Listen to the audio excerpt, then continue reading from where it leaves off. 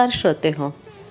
आज आपण ऐकणार आहोत एक हळूवार प्रेमकथा, तरल प्रेमकथा. कथेचं नाव आहे ऋणानुबंध. लेखिका आहेत उज्ज्वला सबनवीस. अभिवाचन करतात आहेत उज्ज्वला सबनवीस. वेणू उठ ग, 6 वाजलेत बघ.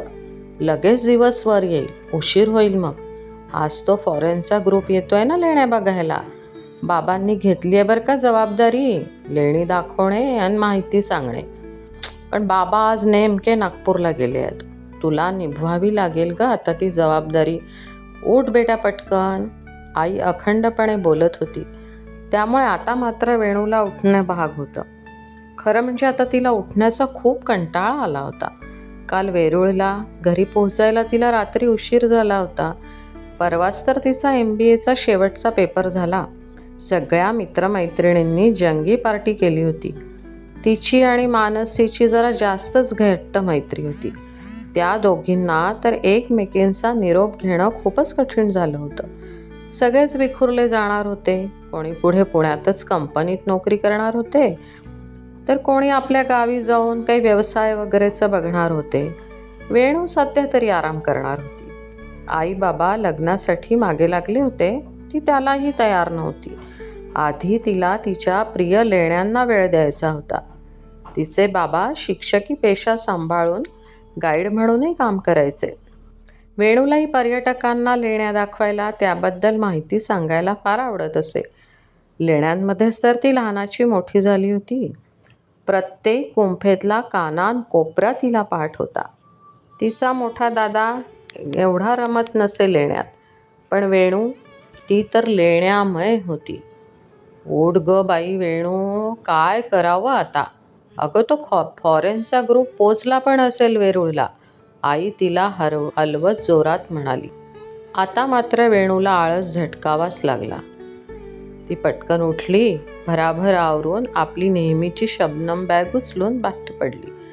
आई टक लावून वेणूकडे बघतच होती. खूप गोड दिसते माझी वेणू. लाल रंगाचा कुर्तान, पांढरी सलवार अशा साध्या पेहरावातही लाखात उठून दिसते. कधी मनावर घेतात हे बाप लेक लग्नाचं काय माहीत. योग्य हात हाती दिला की माझी काळजी मिटेल रे घृष्णेश्वरा. आईची घृष्णेश्वरावर फारच श्रद्धा होती. वेणू आईकडे बघून हसली आणि निघाली. वेणू आता भराभर चालत लेण्यांमध्ये पोहोचली. लांबूनच तिला कैलास लेणी दिसली आणि तिच्या हृदयात तरंग उठले. कधी एकदा सगळ्या शिल्पांना कवेत घेतोय असं तिला झालं. कुठलीच गुंफा नव्हती की ती तिला जी आवडत नव्हती. ती भराभर चालत आत गेली, पण तो फॉरेनचा ग्रुप कुठे दिसेना. ती धास्तावली. आपली वाट बघून ते पुढे तर निघून नाही गेले ना. बाबांच्या दृष्टीने पर्यटक म्हणजे देवच, त्यांची गैरसोय होता कामा नये. बाबांनी हे तिला पहिलेच बजावलं होतं आणि बाबा वेळेच्या बाबतीत फार पक्के होते. तिने पुन्हा सगळीकडे आपले टपोरे डोळे फिरवले. सगळे भारतीयच दिसत होते, गोरे लोक काही दिसेना. तिने अस्वस्थपणे आपल्या केसातून हात फिरवला. आपली ओढणी उगीचच सारखी केली. आता कसं बरं शोधावं त्यांना. Excuse me, are you Venu? British इंग्रजीमध्ये एक आवाज आला. ती गरकन मागे वळली तर समोर 6 फुटी गोराप्पा निळेशार डोळे असलेला एक तरुण उमदा इंग्रज उभा होता. ती हसली. येस असं म्हणत तिने आपला हात पुढे केला. Hi, I am Neel from London. तो तोंडभर गोड हसत म्हणाला. हसताना याच्या गालावर खळी पडते हे तिने मनात नोंदवलं.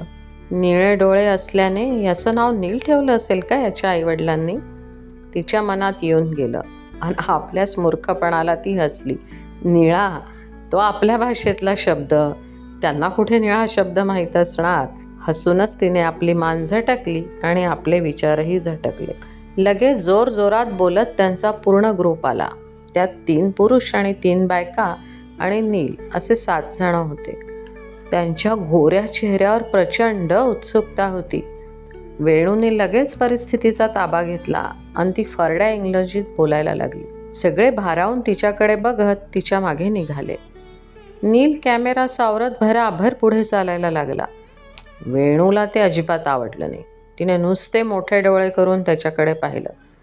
तसं त्याने स्पीड कमी केला आणि ती गालातल्या गालात हसली. निरागस दिसतोय गोरा, ती पुढे झाली आणि सगळे तिच्या मागून चालू लागले. शिस्त तिच्या रक्तातच होती. घाई गडबडीत लेण्या बघता येतच नाही हे तिचं ठाम मत होतं. सविस्तर माहिती सांगायची, एका लेणीजवळ रेंगाळायचं, एक एक शिल्प कसं छान बारकाईने बघायचं आणि ते नीट समजावून सांगायचं, हेच त्यांचं बापलेकाचं धोरण होतं. ती नेहमी सगळ्यांना पहिले कैलास लेणीतच न्यायची. आजही ती या ग्रुपला तिथेच घेऊन गेली आणि नेहमीप्रमाणे तल्लीनतेने तिची माहिती सांगणं चालू झालं. त्यातले एक प्रौढ गृहस्थ डायरीत सगळं नोंदवत होते. एक आंटी तिला मध्ये मध्ये प्रश्न विचारत होती.